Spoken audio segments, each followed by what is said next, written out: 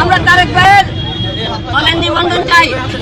বাংলাদেশের 55টা নিবন্ধন আছে। 55টা দলের মধ্যে কয়টা দলকে আপনারা জনগণ ছিলেন? বিএনপি, জামাত, আওয়ামী লীগ, 3-4টা দল আপনারা ছিলেন।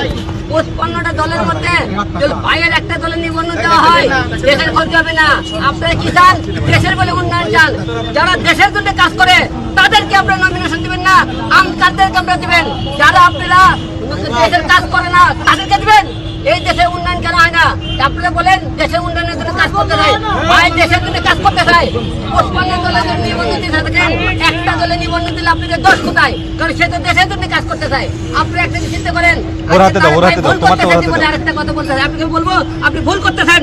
কারণ কি জানেন, আপনি যে দলের জন্য আপনি এত আপনি নিজের জীবন দিতে চাচ্ছেন, আজকে আপনার মারা যান, আপনার বইয়ের দায়িত্ব খেলবে, আপনার সন্তানের দায়িত্ব খেলবে, ভাবেননি?